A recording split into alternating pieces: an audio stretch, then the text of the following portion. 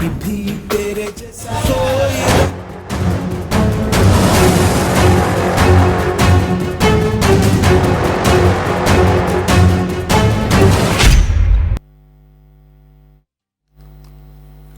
నమస్తే welcome to city 24/7 top debate. నేను సురేష్.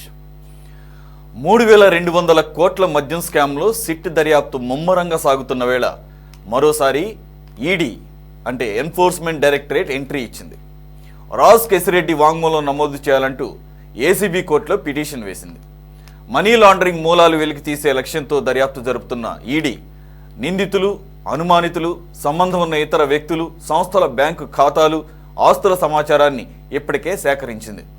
అంతిమ లబ్ధిదారుల డొంక కదిలించేలా ఈడీ కదులుతోంది. రాజ్ కేసిరెడ్డి విచారణ పూర్తయ్యాక మిగిలిన నిందితులకు నోటీసులు ఇచ్చి ప్రశ్నించేందుకు కూడా ఈడీ సిద్ధమవుతోంది. మరి రాజ్ కేసిరెడ్డి ఈడీకి ఏం చెబుతారనేది ఉత్కంఠ రేపుతోంది. ఈ అంశంపై డిబేట్లో పార్టిసిపేట్ చేస్తున్నారు తెలుగుదేశం పార్టీ అధికార ప్రతినిధి దామచర్ల శ్రీనివాసరావు గారు. నమస్తే అండి, వెల్కమ్. కాంగ్రెస్ అధికార ప్రతినిధి అలాగే స్టేట్ మైనారిటీ అబ్జర్వర్గా ఉన్నటువంటి షేక్ బాజీ గారు కూడా జాయిన్ అయ్యారు. నమస్తే, వెల్కమ్ సార్. అలాగే జనసేన పార్టీ నాయకులు కిషోర్ గారు కూడా జాయిన్ అయ్యారు. నమస్తే, వెల్కమ్ సార్. బాజీ గారు, మనం లిక్కర్ కేసుకు సంబంధించి పదుల సార్లు మనం డిబేట్ చేశాము. అయితే ఇది ఆన్గోయింగ్ ప్రాసెస్ కాబట్టి డైలీ పాయింట్స్ యాడ్ అవుతున్నాయి, ఇన్పుట్స్ యాడ్ అవుతున్నాయి. అలాగే న్యాయస్థానాలు చేసే వ్యాఖ్యల ద్వారా ఇంకా కేసు యొక్క తీవ్రత, దీని యొక్క సీరియస్నెస్, ఎవరెంత సీరియస్గా ముందుకు వెళుతున్నారు, దర్యాప్తు సంస్థలు ఏ రకంగా ముందుకు వెళుతున్నాయి అనేది మనకు ఒక అవగాహన ఏర్పడుతూ ఉంది. దానిలో భాగంగా ఈరోజు సుప్రీంకోర్టులో హైకోర్టు నిరాకరించింది కదా ముందస్తు బెయిల్ అని చెప్పేసి A31, 32, 33గా ఉన్నటువంటి ధనుంజయ రెడ్డి, అలాగే కృష్ణమోహన్ రెడ్డి, ఓఎస్డి కృష్ణమోహన్ రెడ్డి, జగన్మోహన్ రెడ్డి గారు ఓఎస్డి అయినాగా పనిచేశారు కదా. అలాగే ధనుంజయ రెడ్డి గారేమో సీఎంఓకి కార్యదర్శిగా ఉన్నాడు. ఇప్పుడు అలాగే గోవిందప్ప బాలాజీ గారిని కూడా అరెస్ట్ చేసి విచారిస్తున్న సందర్భంలో వీళ్ళ ముగ్గురు హైకోర్టులో ముందస్తు బెయిల్ కొట్టేశారు కాబట్టి సుప్రీంకోర్టుకు వెళ్ళటం జరిగింది. సుప్రీంకోర్టు ఈరోజు నిరాకరించడంతో పాటు కొన్ని కీలక వ్యాఖ్యలు చేసినట్లుగా విన్నాను సార్. ఒకటి, కేసు చాలా ముమ్మరంగా జరుగుతోంది, చాలా క్రూషియల్గా ఉంది, చాలా కీలకమైన దశలో ఉంది. అలాగే ఎవరైతే పిటిషనర్స్ ఉన్నారో ముందస్తు బెయిల్ కోసం వేసినటువంటి వీళ్ళకి వ్యతిరేకంగా సాక్ష్యాలు చాలా బలంగా కనపడుతున్నాయి. ఒకవేళ ఇచ్చినా కానీ అది విచారణాధికారి చేతులు కట్టేసినట్లుంటుంది అనేది ఒక కీలకమైన వ్యాఖ్యగా భావించాలేమో. రెండోది, యాజ్ పర్ యువర్ రైట్స్ మీరు కనుక స్టిల్ కావాలనుకుంటే ముందస్తు బెయిల్ కాకుండా రెగ్యులర్ బెయిల్ కోసం దానికి ఉన్నటువంటి ప్రొసీజర్ను ఫాలో అవ్వండి, కింద ఉన్నటువంటి ట్రయల్ కోర్టు, కింది కోర్టులో అని చెప్పేసి కూడా వ్యాఖ్యానించడం చూసాం. అంతకన్నా మించి ఎన్ఫోర్స్మెంట్ డైరెక్టరేట్ రాజ్ కేసిరెడ్డి A1గా ఉన్నటువంటి అక్యూజ్డ్ నెంబర్ 1గా ఉన్నటువంటి మొదటి నుంచి ఈ కేసులో కర్త కర్మ క్రియగా చెప్పబడుతున్నటువంటి రాజ్ కేసిరెడ్డిని కస్టడీకి తీసుకొని విచారించాలి అనే దానిలో భాగంగా కూడా ముందడుగు వేసినట్లుగా మనం చూస్తున్నాం ఏసీబీ కోర్టులో. సార్, మనం ఇక్కడ రాజ్ కేసిరెడ్డి విషయంలో కూడా ఒకటి గమనించాలి. అంటే ఏ రకంగా ట్రాన్స్ఫర్మేషన్ జరుగుతోంది అనేది 2 రోజుల క్రితం మనం అప్పుడు కూడా డిబేట్లో డిస్కస్ చేసాము. రాజ్ కేసిరెడ్డికి సంబంధించిన లాయర్ బయటకు వచ్చి మీడియాతో మాట్లాడుతూ రాజ్ కేసిరెడ్డిని అన్యాయంగా A1గా పెట్టారు, దీంట్లో పెద్దవాళ్ళని పెద్ద చేపల్ని వదిలేశారు అనే ఒక వ్యాఖ్య చేయటం ద్వారా రాజ్ కేసిరెడ్డి ఏమన్నా మళ్ళీ ఇంట్రోస్పెక్ట్ ఏమన్నా చేస్తున్నారు అంటే దీంట్లో తనని స్కేప్ గోట్గా ఒక బలిపశువుగా మార్చారనేది ఏమన్నా చేశారనేది ఆయన లాయర్ ద్వారా అర్థమవుతుందా అనేది ఒకటి. మరి మామూలుగా ఏసీబీ లేదా సిట్టు విచారణలో కోర్టుల్లో అపీర్ అయినప్పుడే ఈ రకంగా ఉన్నప్పుడు అతని మైండ్ సెట్ రేపు ఈడీ కనుక విచారణకు పిలిస్తే ఏమన్నా టోటల్గా మొత్తం జరిగింది ఓవరాల్గా చెప్పేసి అసలు అంతిమ లబ్ధిదారులు ఫైనల్ బెనిఫిషరీస్ గురించి ఓవరాల్గా చెప్పి తన మీద ఉన్నటువంటి నేర తీవ్రతను తగ్గించుకునే ప్రయత్నం చేసే అవకాశాలు ఏమైనా కనపడుతున్నాయి అంటే ఆయన ఈ మధ్య చేసినటువంటి ఆయన లాయర్ చేసినటువంటి వ్యాఖ్యల ద్వారా. అందులో ఎన్ఫోర్స్మెంట్ డైరెక్టరేట్ అనేసరికి ఇక అది ఇంకా తీవ్రమైనటువంటి పిఎంఎల్ఏ యాక్ట్లు కూడా చట్టాలు కూడా అట్రాక్ట్ అవుతాయి కాబట్టి, prevention of money laundering act కాబట్టి మరి ఆ రకంగా ముందుకు వెళ్ళే అవకాశం ఉంటుందా సార్ రాజకేశ్ రెడ్డిని అడగటం ద్వారా ఈరోజు ఈడీని? ముందుగా సురేష్ గారు, మీకు మన ప్యానల్ ఉన్న పెద్దలకి, మన సిటీ 24/7 వీక్షకులకి శుభ సాయంత్రం నమస్కారం. ఇప్పుడు ఈ కేసు దాదాపు, ఈ లిక్కర్ కేసు దాదాపు కరెక్ట్ వేలో ఇప్పుడు వెళ్తున్నట్టుగా అర్థమవుతా ఉంది. ఎందుకంటే ఎవరైతే మూలమైన కేసుకి కర్త, క్రియ, కర్మ ఉండి వెపన్స్ లాగా పనిచేశారు, వీళ్ళు నలుగురు కూడా ఇవాళ అందు ప్రధానంగా మనం ముందే మాట్లాడుకున్నాం. రాజకేశ్ రెడ్డి ఇతను ఏదైతే డిస్టిలరీస్ దగ్గర కమిషన్లు తీసుకోవడం దగ్గర నుండి, తర్వాత ఏదైతే ఈ లిక్కర్కి సంబంధించిన కలెక్షన్స్ మొత్తం ఎక్కడెక్కడ ఏ రిసోర్సెస్ నుంచి కలెక్షన్స్ వస్తున్నాయో ఆ కలెక్షన్స్ వసూలు చేసి మరి కన్సర్న్ పర్సన్స్ ఇవ్వటం, ఎవరికి మన ఏదైతే మన మాజీ ముఖ్యమంత్రి గారు అనుంగు క్లోజ్ గా నియరెస్ట్ గా ఉండే మనుషులు, ధనంజయ రెడ్డి గారు కానివ్వండి, అట్లా కృష్ణమోహన్ రెడ్డి గారు కానివ్వండి, అట్లా గోవిందప్ప గారు, వీళ్ళు ముగ్గురి ద్వారా చేసిన కలెక్షన్స్ ని పంపించడం జరిగింది అనేది ప్రాథమికంగా జరిగిన విచారణలో మనకి అర్థమవుతా ఉంది.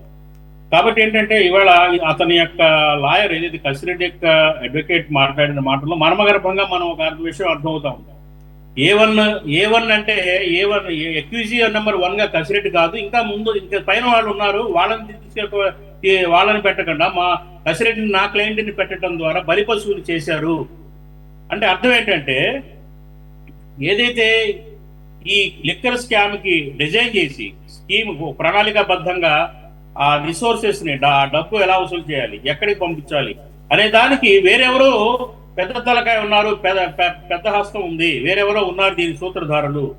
కసిరెడ్డిని అన్యాయంగా ఇరికిచ్చారు, అతను ఏవన్గా అవ్వాల్సింది, అతను ఒక A2నో A3గానో ఉండాలి, ఇంకా పైన ఇంకా A1 గా ఉండాల్సిన వ్యక్తులు వేరే ఉన్నారు అనే అర్థం వచ్చేటట్టుగా ఆయన అడ్వకేట్ చెప్పడం జరిగినట్లు మనం అర్థం చేసుకోవాలి. ఇవాళ కామన్ సెన్స్ పాయింట్ ఏంటంటే, మొన్న కూడా నేను డిబేట్ లో ఇదే అంశాన్ని చెప్పాను. వీళ్ళందరూ కూడా వాళ్ళ యొక్క సొంత ఆలోచనలతో పనిచేసిన వాళ్ళు కాదు. అట్లాగే చేసిన కలెక్షన్ ఏదైతే ఉందో వాళ్ళు ఇళ్లకు తీసుకెళ్ళింది కూడా కాదు.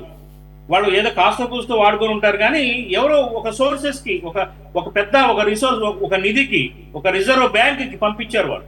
ఆ రిజర్వ్ నిధి ఎక్కడుంది, ఆ రిజర్వ్ నిధికి అధినేత ఎవరు అనేది ఇక్కడ అందరికీ తెలిసిన సత్యం, అందరూ ఊహించుకున్న పేరే. దీంట్లో ఇంకా వేరే ఇంత దూరం వచ్చిన తర్వాత మనం ముసుగులు వేసుకొని మాట్లాడుకోవాల్సిన అవసరం లేదు.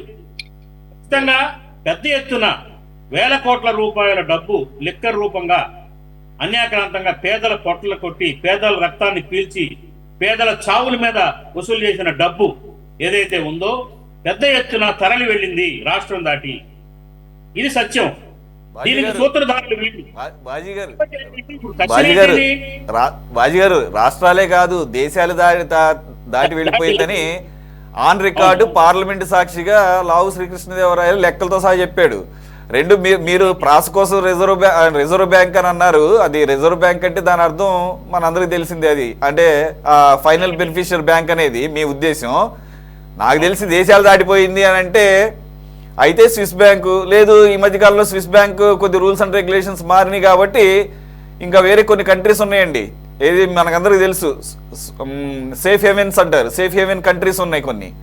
ఏది west Indies, like Caribbean countries దగ్గర, దీవుల దగ్గర, అలాగే ఈ అట్లాంటిక్ ఓషన్లో అటు అమెరికన్ కాంటినెంట్కి ఇటు యూరోప్కి మధ్యలో ఉన్నటువంటి చిన్న చిన్న దీవులు ఉన్నాయండి, గర్న్సీ అని చెప్పేసి. ఇట్లాంటి అక్కడ కారణాలు ఏముండవు, డబ్బులు తీసుకొచ్చి బ్యాంక్ అక్కడ గుమ్మరిస్తే చాలు, చక్కగా హ్యాపీగా ఉంచుకుంటారు. వాళ్ళు ఏదో కొద్దిగా ఛార్జ్ చేస్తారు, ఆ ఛార్జీల మీద అవి బతుకుతాయి కాబట్టి ఆ చిన్న చిన్న దీవులు బతకడానికి అట్లా పెట్టుకున్నారు.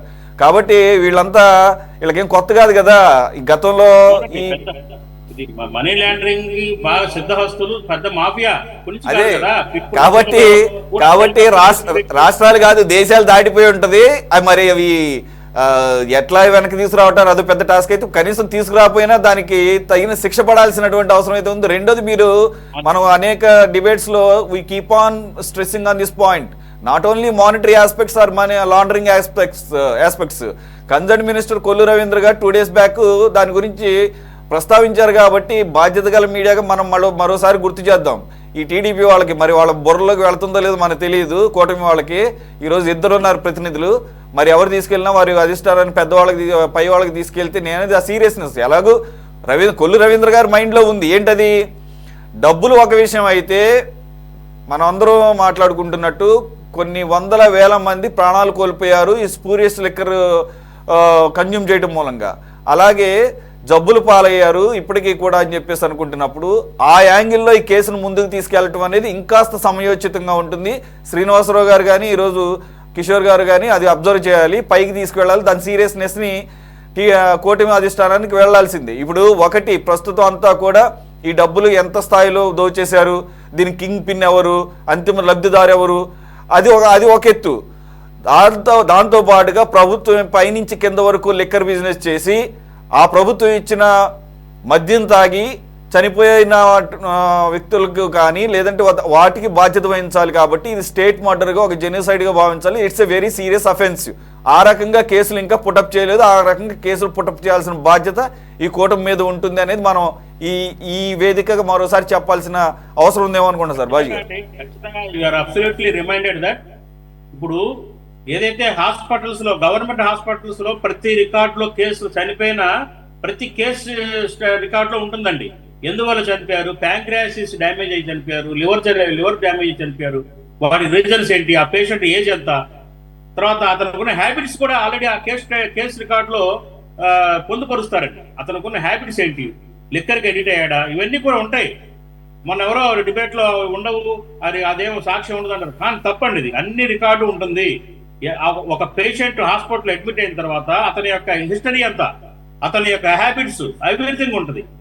ఏదైతే ఆ రాష్ట్ర వ్యాప్తంగా కూడా పరిశీలిస్తే చాలా కేసులు దొరుకుతాయండి, చాలా తేలిక దొరుకుతారు. ఎవరు దొరుకుతారు? ఆ లిక్కర్లు ఎవరైతే చనిపోయిన కేసెస్ కనుక ఆ బేసిస్ మీద లిక్కర్ ని తయారైన డిస్టిలరీ ఓనర్స్, ఆ డిస్టిలరీ ద్వారా ఎవరైతే తయారు చేశారు, ఏ బ్రాండ్స్ తయారు చేశారు, వాటి ఫార్ములా ఏంటి, అక్కడి నుంచి ఆ డిస్టిలరీస్ వాళ్ళ దగ్గర నుంచి బుక్ అయిపోతారు దీంట్లో.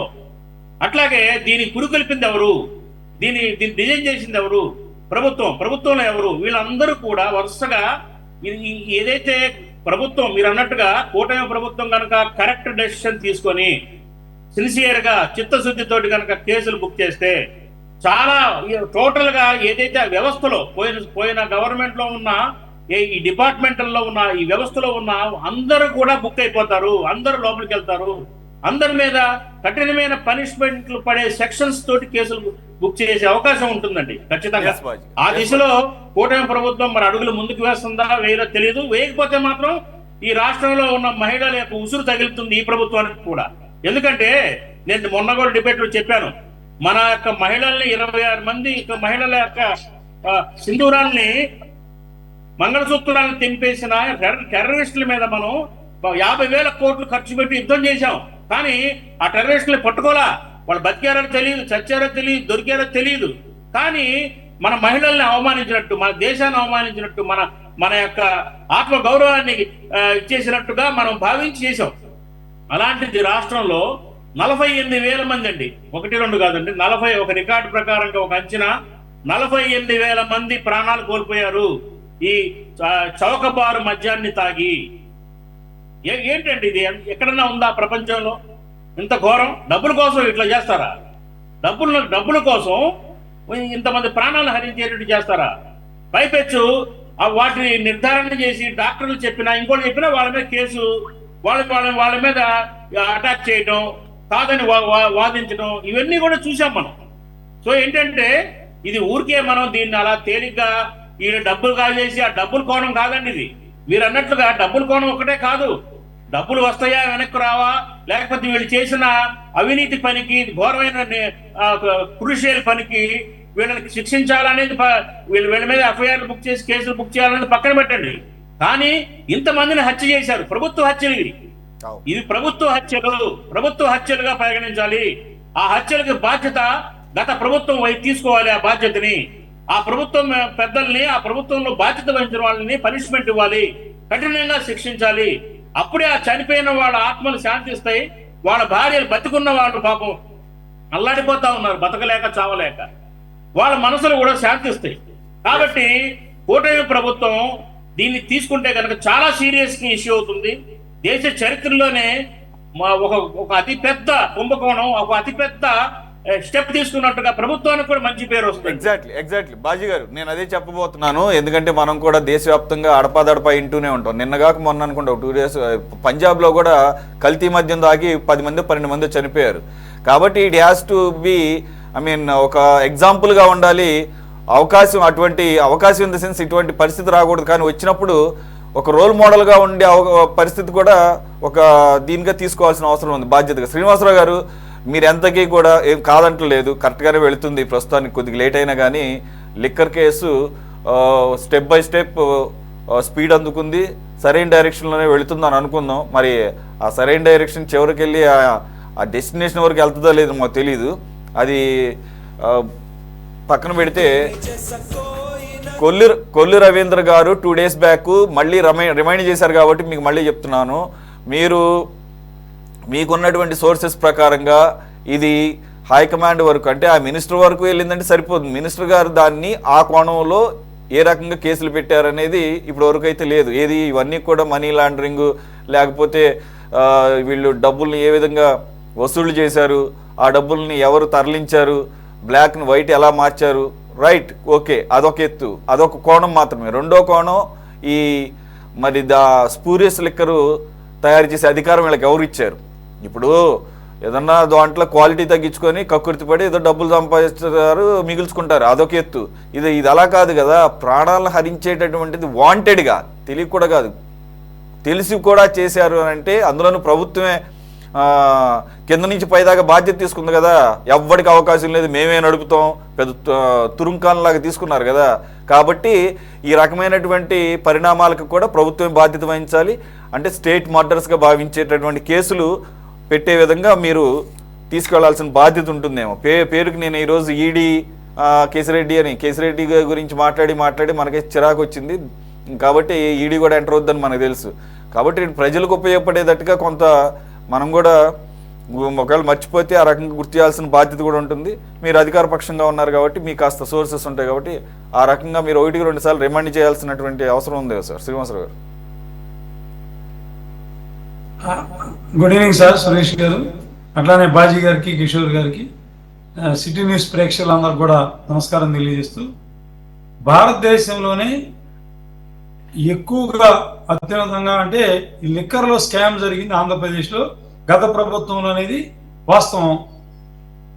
ఆ స్కామ్కి సూత్రధారులు, కారకులు ఎవరెవరు అనేది ఇప్పటికే కేసు రిజిస్టర్ చేయడం, మీరు చెప్పినట్టుగా A1గా ఉన్నటువంటి రాజ్ కసిరెడ్డి గారిని అరెస్ట్ చేయడం, ఆయన ఆల్రెడీ రిమాండ్లో ఉన్నాడు.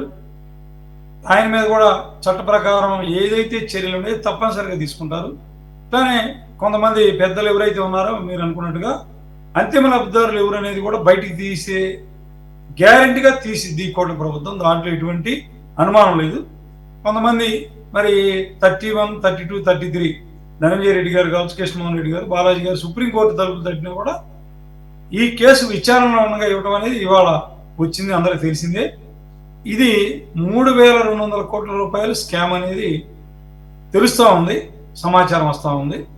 ముఖ్యంగా ఏంటంటే పైనుంచి కింద వరకు కేంద్ర ప్రభుత్వం నుంచి రాష్ట్ర ప్రభుత్వాలు కాదు, చిన్నవాళ్ళు కూడా అందరూ ఏం చెబుతూ ఉంటారంటే digital India, make India, digital India అని చెప్తా ఉన్నాం. ఈ డిజిటల్ కరెన్సీ చిన్న రూపాయి కూడా గూగుల్ పే, ఫోన్పే అనేక రకాలుగా మోడ్స్ ఆఫ్ పేమెంట్స్ వచ్చినాయి.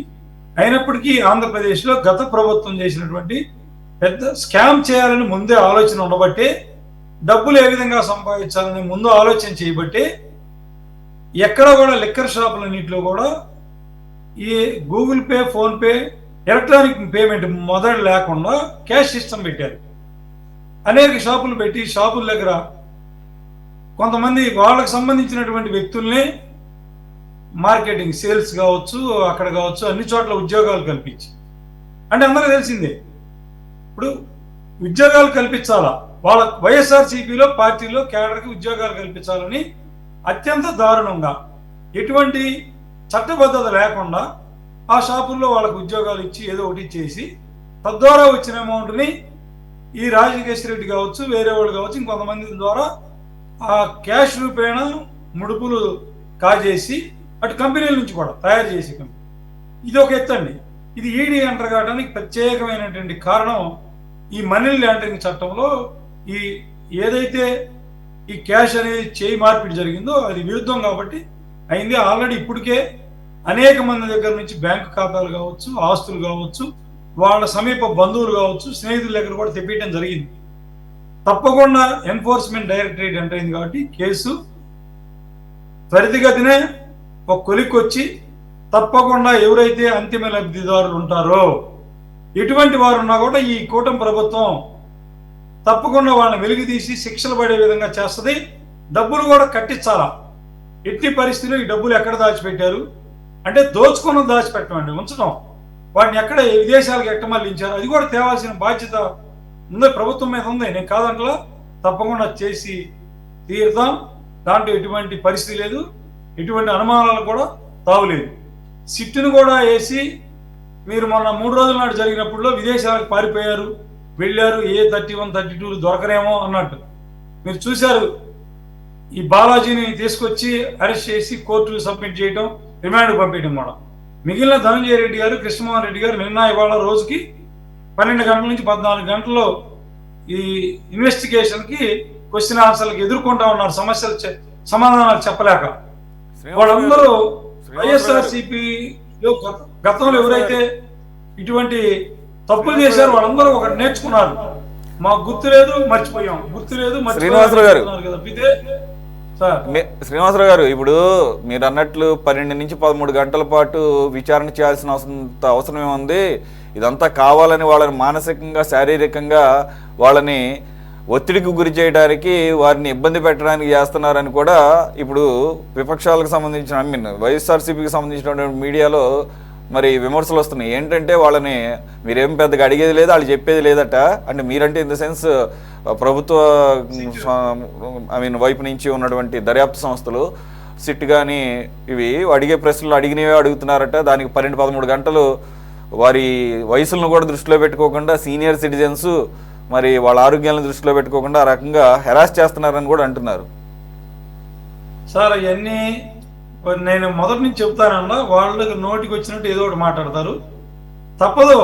క్వశ్చన్ ఆన్సర్లు వేసే విధానంలో సరైనటువంటి ఆన్సర్ వచ్చే వరకు కూడా అధికారులకి బాధ్యత ఉంటుంది. వాళ్ళు సక్రమంగా ఆన్సర్ చేస్తే అంతసేపు అవసరం లేదు. వాళ్ళకు ఏదో చెబుతారు చూసారా, తప్పదాటి ఈ క్వశ్చన్కి గుర్తు లేదు. అవునండి, పెద్దలు ఏజ్ పెరిగిన వాళ్ళు అనుకున్నప్పుడు ఈ స్కాముల్లో ఎందుకు ఇరుక్కోవాలా? ఇటువంటి అవకతవక పనులు ఎందుకు చేయాలి? ఇప్పుడు ఏదో ఒకటి ఎవిడెన్స్ లేకుండా సిట్టో లేకపోతే ఈడీఓ ఎంటర్ అయ్యి వాళ్ళ మీద కేసులు పెట్టదో ఎట్టి పరిస్థితిలో. ప్రైమరీగా తప్పకుండా ఏదో ఒకటి సమాచారం పక్కాగా ఉంది, ఉండబట్టే వాళ్ళ మీద కేసులు లిస్ట్ చేయడం జరిగింది.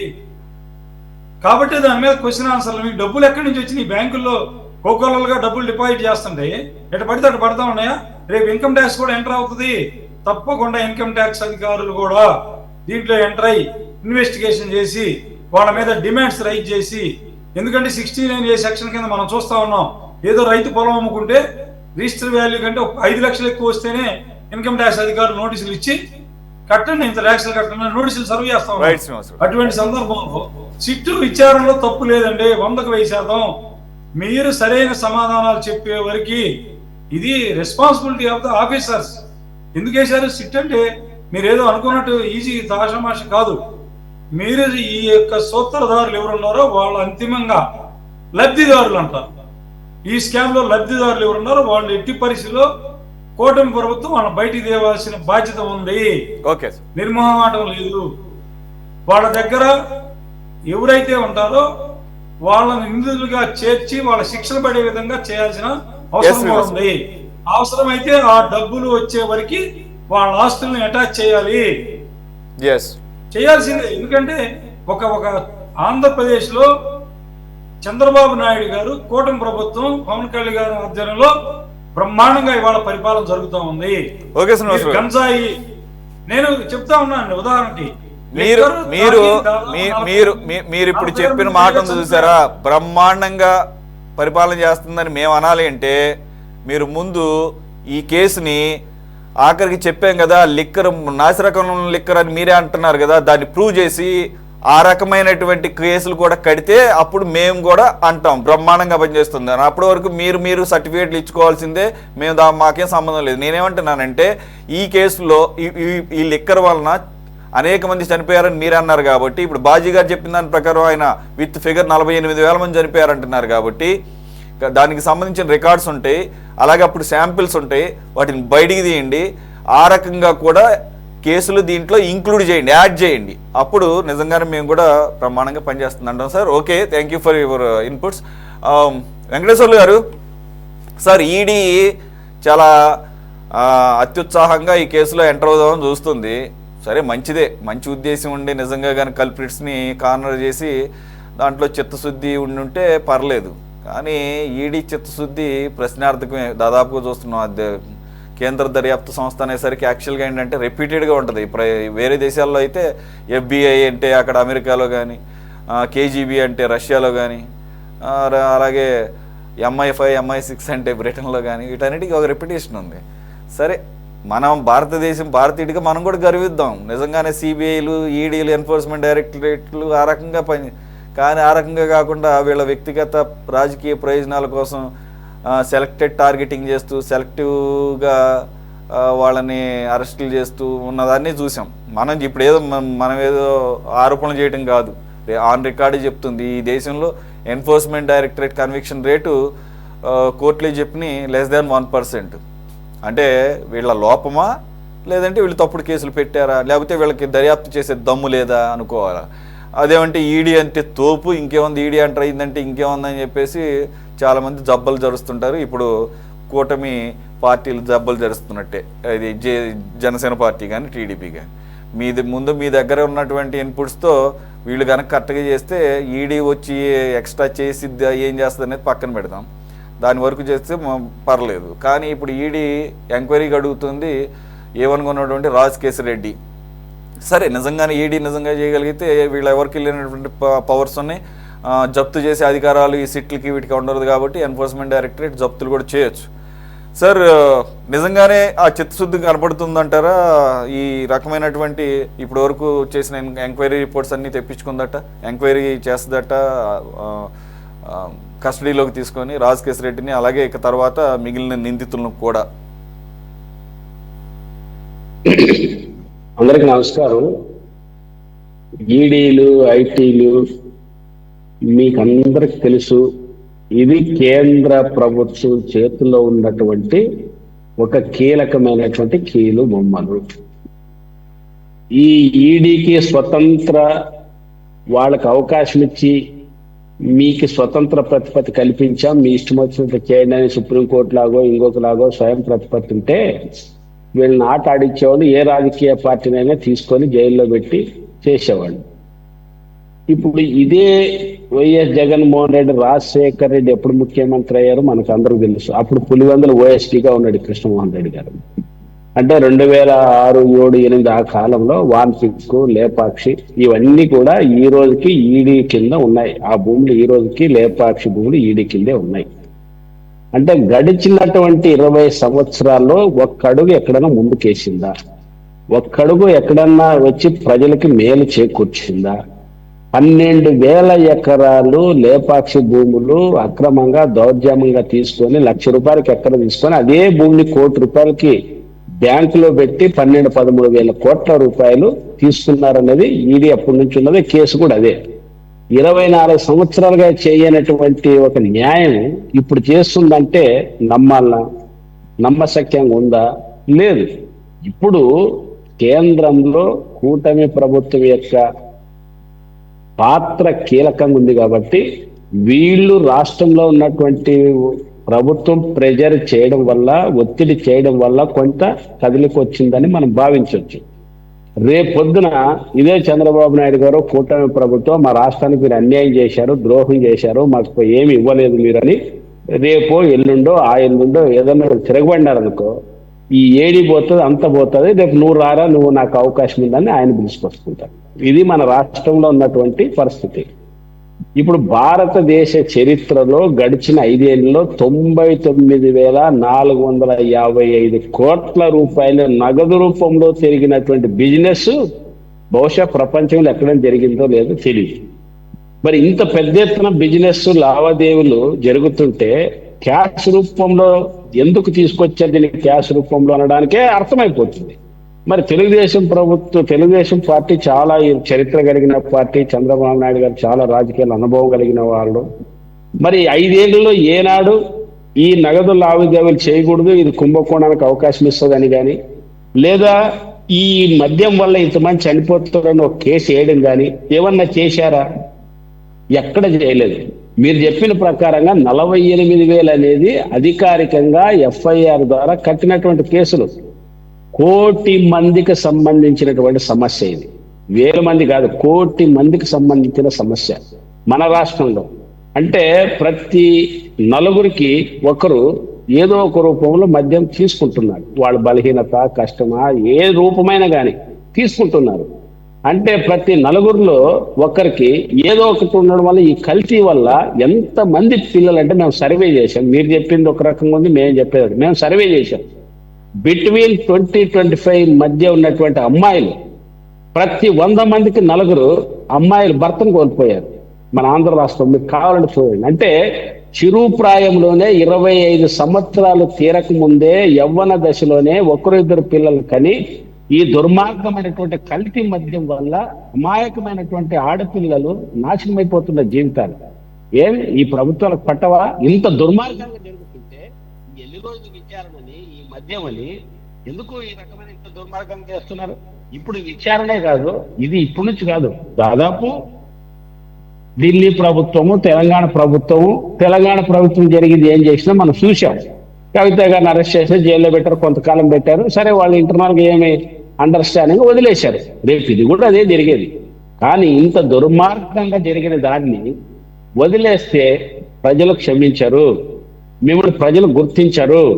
కానీ నేనేమనుకుంటున్నానంటే, నా వ్యక్తిగత అభిప్రాయం ఏంటంటే, ఈ 3,000 కోట్ల రూపాయలు వాళ్ళు డైరెక్ట్ గా తీసుకున్నారని 3 కంపెనీలు మనం చూశారు కదా, కృష్ణమోహన్ రెడ్డి కొడుకు పేరు మీద 3 కంపెనీల పేరు మీద డైరెక్ట్ గా ఏ రకమైనటువంటి ఆధారాలు చెప్పుకుంటేనే కోట్ల రూపాయలు టర్న్ ఓవర్ అని అందరూ చెప్తున్నారు. ఆయన ఎవరు?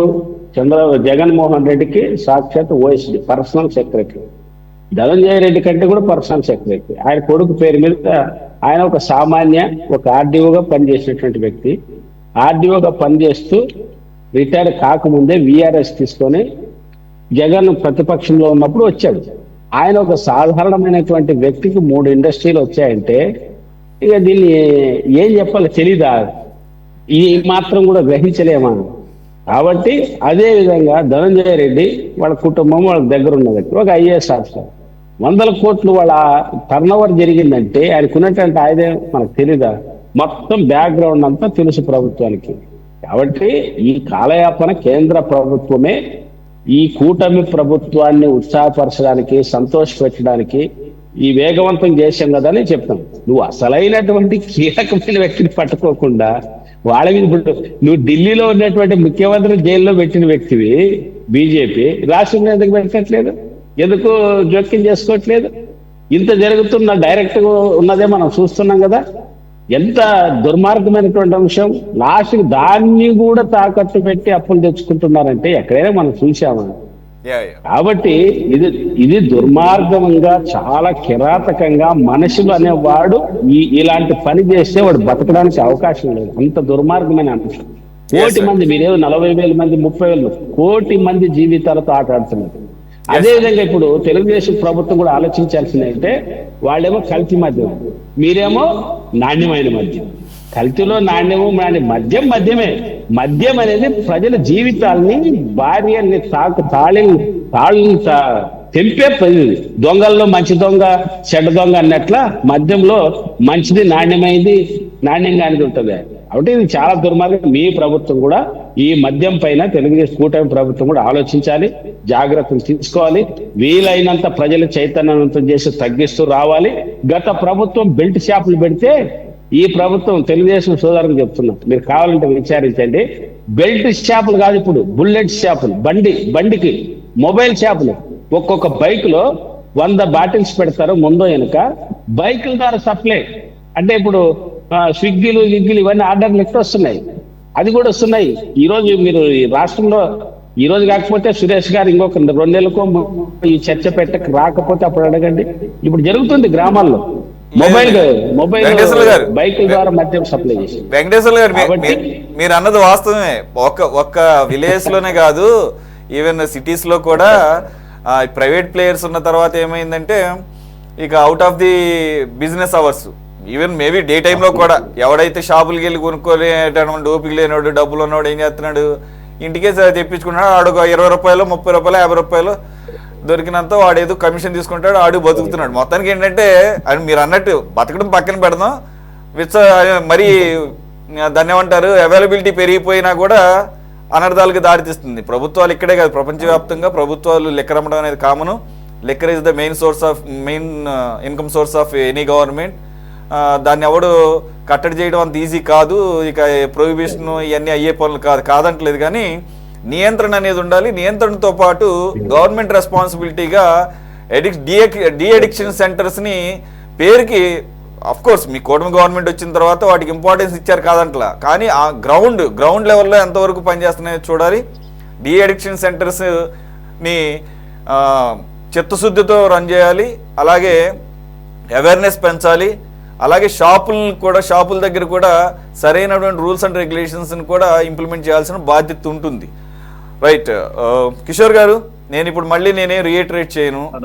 ఎంతకీ కూడా ఈ రాష్ట్రం అంతా లిక్కర్ కేసు అనగానే డబ్బులు చుట్టూ తిరుగుతుంది. Yes, it's big money, no doubt about it. మామూలుగానే అసలు మెయిన్ హైయెస్ట్ ఇన్కమ్ సోర్స్ ఉండేది ఈ లిక్కర్ ద్వారానే, కానీ దాంట్లో కూడా ముడుపుల్లో కూడా భారీ స్థాయిలో కుమ్మేశారు అంటున్నారు. కాబట్టి అదొకటే కాకుండా అటువంటి నాసిరకమైన స్పూరియస్ ప్రమాదకరమైన లిక్కర్ అమ్మే హక్కు ఎవడిచ్చాడు? నువ్వు ప్రభుత్వం ఇంకా బాధ్యతగా ఉండాల్సింది పోయి, ఇంకాస్త ఆ విషయంలో జాగ్రత్త పడాల్సింది పోయి, ప్రభుత్వాన్ని గుడ్డిగా నమ్మి తీసుకుంటారు. ఇప్పుడు మనకి ప్రభుత్వం ఇచ్చేదారు ఏదైనా కానీ దాని మీద ఒక గురి ఉంటుంది కదా. ప్రభుత్వం నన్ను మోసం చేయదని ఒక నమ్మకం ఉంటుంది కదా. అది రేషన్ సరుకులు అయినా కానీ, ప్రభుత్వం ఇచ్చే పథకాలైనా కానీ, ఏదైనా కానీ ప్రభుత్వం ఈ రకంగా మోసం చేసి డబ్బులు తీసుకొని హానికరమైనటువంటి స్టాండర్డ్స్, మినిమం స్టాండర్డ్స్ ఉంటాయి. అది ఏదైనా కానీ, లిక్కర్ అంటే మంచి లిక్కర్ ఉంటుంది, దాంట్లో కూడా స్టాండర్డ్స్ మెయింటైన్ చేయాల్సిందే, తప్పదు. మరి ఈ రకంగా చేసినప్పుడు ఆ రకమైన కేసులు ఎందుకని పెట్టడం లేదు, ఆ రకమైన డిస్కషన్ ఎందుకు జరగడం లేదు? Very unfortunate. మరి మిగిలిన ఛానల్స్ ఎంతవరకు మనం అందరం చూస్తున్నాం కదా, ఆ యాంగిల్లో ఎందుకు పోవడం లేదు? ఎందుకు కేసులు ఆ రకంగా పుటప్ చేయడం లేదు? అసలు ఆలోచన లేదంటే ఉంది. నిన్నగా మొన్న ఎక్సైజ్ మినిస్టర్గా ఉన్నటువంటి కొల్లు రవీంద్ర గారు ఆ మాట మాట్లాడాడు, మానవతా కోణంలో కూడా ఆలోచించాలి. ఇప్పుడే చెప్పారు వెంకటేశ్వర్లు గారు, వేలల్లో కాదు లక్షల కోటి మంది వరకు సఫర్ అయ్యారని చెప్పేసి. మరి ఏ రకమైనటువంటి కేసులు బనాయించవచ్చో ఆలోచించుకోవాలి. కిషోర్ గారు, అందరికీ నమస్కారం అండి. ప్యానెల్లో ఉన్న గ్రూప్ కూడా నమస్కారాలు. ముందుగా మద్యం సంగతి సార్ అందరు పెద్దలు చెప్పినట్లుగానే ప్రభుత్వాలు, కేంద్ర ప్రభుత్వాలు కూడా మద్యం మీద నడుస్తున్నాయి. ఇప్పుడు వాటిని బ్యాన్ చేయడం, దాన్ని అరికట్టడం అంటే జరిగేది లేదు. కానీ కూటమి ప్రభుత్వం వచ్చిన తర్వాత రీహాబిటేషన్ సెంటర్స్, గాంధీ ఆశ్రమంలో కూడా రీహాబిటేషన్ పెంచి కలెక్టర్ గారు అవేర్నెస్ తీసుకొని మంచి చర్యలు తీసుకుని ముందుకెళ్తున్నారు. ఖచ్చితంగా ఈ లిక్కర్ స్కామ్ అయితే ఏదైతే ఉందో అది పెద్ద క్రైమ్ అండి. కేవలం డబ్బులు దోచుకోవడమే కాదు, ఆంధ్ర ఆడబిడ్డలు నల్ల పుస్తలతో ఆడుకున్నారు. కోవిడ్ టైంలో కనీసం ఆక్సిజన్ అందజేయలేని వైసీపీ ప్రభుత్వం గవర్నమెంట్ ఆఫీసర్ల చేత, టీచర్ల చేత క్యూల్లో పెట్టి మరి మన మద్యం అందించింది. అది కూడా గవర్నమెంట్ కి ఎంత చేరింది అనేది ఈ రోజు చూస్తే లెక్కల్లో తెరాల్సిన విషయం కాదు. నేను ఎప్పుడు ఈ మద్యం విషయం వచ్చినప్పుడు నేను ఒకటే మాట చెప్తుంటాను, మన విక్రమార్కుడు సినిమాలో దొంగ అంటే వెనకండవుడు నీ అమ్మ మొగుడు అని చెప్పి బ్రహ్మాండం గారు అంటారా, ఆ వేషం ఉంది.